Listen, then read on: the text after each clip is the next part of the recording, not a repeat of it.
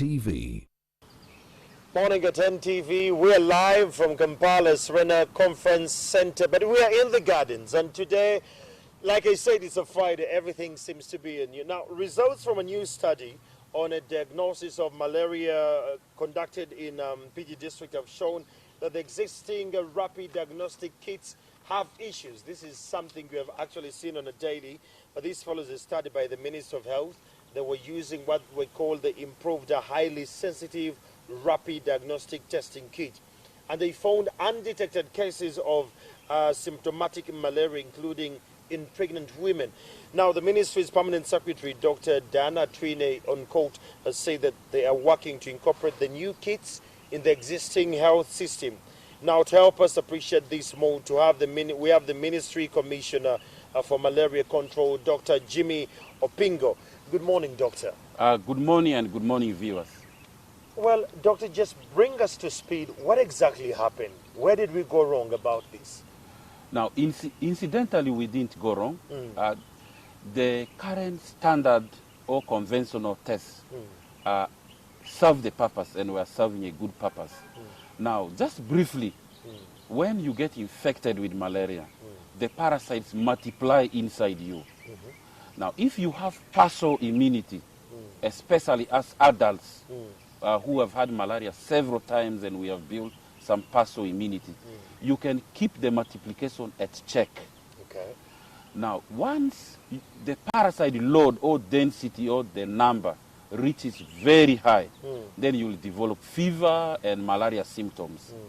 Now, at that level of density, the standard tests are able to detect the malaria. Even microscopes can then detect the malaria. However, those who have partial immunity can stay with malaria parasites for a long time. Now, why we are coming up with this? If you have so much malaria in the country, there is no problem. You can only wait for those who fall sick. You know, there is a difference getting infected and getting a disease. Sick. Okay. Yeah? Just like HIV, for example, you can have HIV but no AIDS. It takes time for you to develop AIDS. So you can have malaria infection, but you have not yet got malaria disease. Now, why are we concerned? Why do we need a sensitive test? For a number of reasons. One, for pregnant mothers, most of the parasites move away and hide in the placenta. But while there, they are damaging the unborn baby. It's causing sometimes underweight, causing an abortion, various things. And this will go undetected because the volume or the number of parasites in the mother's blood will be low, because majority are going the other sides, while they are causing damage. So what we used to do, because we could not detect every mother, each time you come for antenatal, we give you malaria treatment. But because now you could not detect. We cannot detect it, but we know it is there. If we got the placenta's piece, which is invasive, which you cannot do, we find there's malaria there. So now we decided to get a more sensitive test so that we can detect inside the mothers. The second thing is for the children. You see, children get malaria every 2 months. You treat them, they get malaria. You treat, they get malaria. Why? Because they get back to the home. Now in the home, there are adults and house help who are harboring malaria in them. You treat the child, the mosquito picks from you adults, give the child again. Give the child again. So what we did, children who got malaria, we went to their homes and tested the parents. The entire team. The entire team. They're having malaria, no complaints. Okay. So now we have reached a stage, for example, in Kampala, where malaria is so low. Previously, we had so many, so we didn't have to bother about those who had no symptoms. Dr. Jimmy, should we be alarmed by this? Does this in one or the other point to wrongful diagnostics when you go to a laboratory where you have malaria, they test, it's not there, but they're telling you possibly have an infection or fatigue? Yes and no.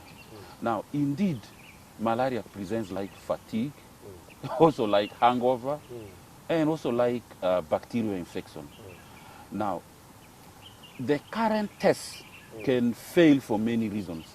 maybe the quality of that particular test is not good, or the person conducting it has not conducted it properly, but also because the level of malaria in you has not reached the stage it can detect.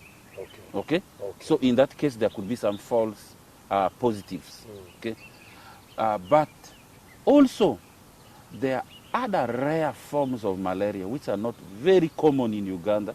You could be having that form which the conventional test cannot catch. What are those tests that are not common? So that we get to know, possibly if I go to a laboratory, I could say, please test malaria, but test for this as well. No, what I'm saying is there are some forms of, malaria has also Levels. Tribes. Oh. It has tribes. No, so there is a common tribe, species. For Uganda? For Uganda. Okay. So the test we have been having is designed to look for that one. Okay. But you could be having very rare forms. Okay? That form, this particular test cannot get it. But if they do a microscopy, the microscope will see it. Okay. Yeah. Okay. So now, why we need to have these tests?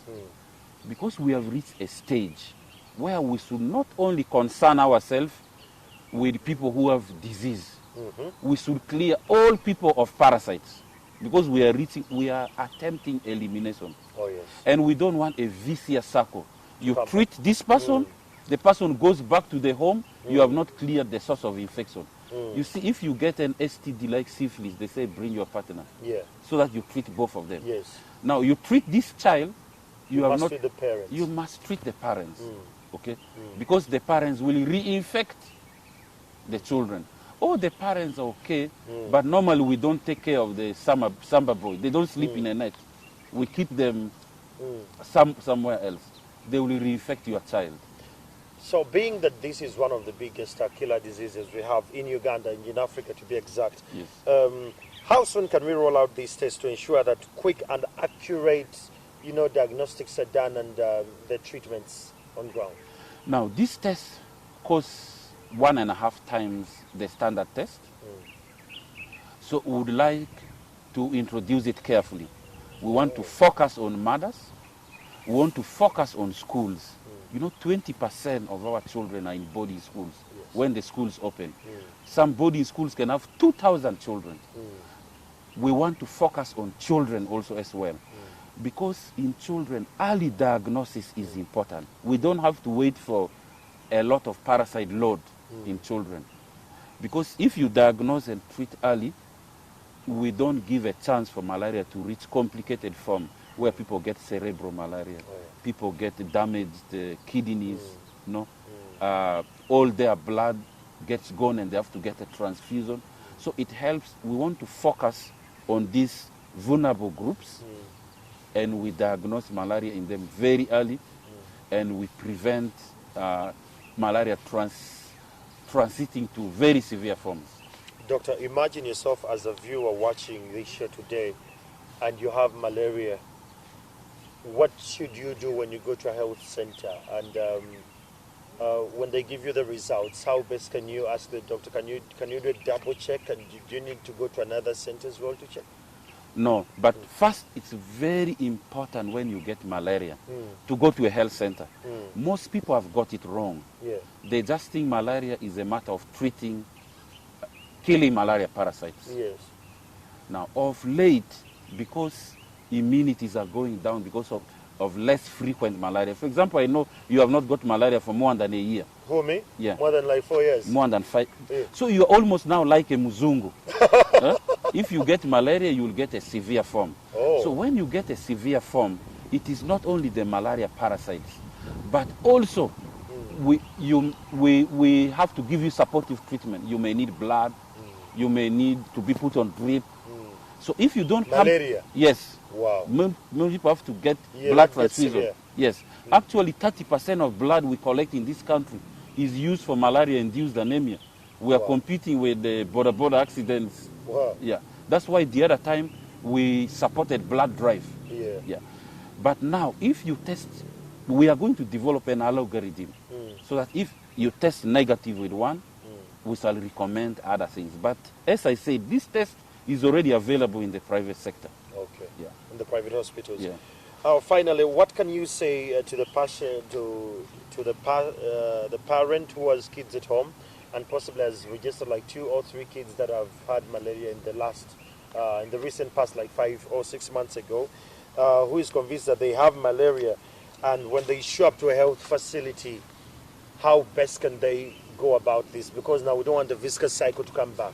How best can we have them collectively approach this as a family? Now, first of all, as families, we should prevent malaria by preventing being bitten by a mosquito. Sleep under a mosquito net. Sleep under a mosquito net, but not only that, close windows. Don't allow them in. Don't allow them breed in your place. Just imagine mosquitoes feeding on you, like lice feeding on your in your hair or around bed bugs when you can prevent it. In fact, some people joke that mosquitoes think they are farming us. The way we farm animals and milk them, they milk our blood. How do we as human beings allow insects, insects to feed on us? You know, so we need to prevent that very seriously. But when you go to a health center, they will test. But also there could be other causes of that fever. They will test them as well. Bacterial infections and other things, they will test them as well. But if these are all negative, they will proceed to other levels of tests, including doing a microscope test. But parents, if your children are getting recurrent malaria, there is something you should fix in the house. You know, not health center. You should fix something in your home. So we have household structures before we go to the health centers. Yeah. And there's something you should fix in your community. Because look here, you can fix your house, but mosquitoes fly past your fence. Oh, yes. So if you are, public health is a community affair. So especially those living in gated communities, you should spray the homes at the same time. Yes. Yeah. Because the time you are in your garden like this, for example, the mosquitoes will fly from your neighbors and bite you. Then if you only think about the main house, you forget the boys' quarters. You're in a mess. You are in a mess because then malaria will reside in the house help, in the samba boy. And when they open lockdown and we go to the bars and come back late, whom do we leave the children with when we are away? The shamba boys. Yes, we take to the boys' quarters. They hand to us when we come back. Imagine a mosquito picking something from your house help and injecting into your child. Gets to your wallet then. It gets to your wallet, but picking something from another person and injecting it to your child. I want you to think about that. It's a big risk. Yeah. Well, there you have it. It's a great conversation we've had. That is Dr. Jimmy from the Ministry of Health. You and I need to take this very, very serious. Malaria is a killer disease and you need to be much more serious about it.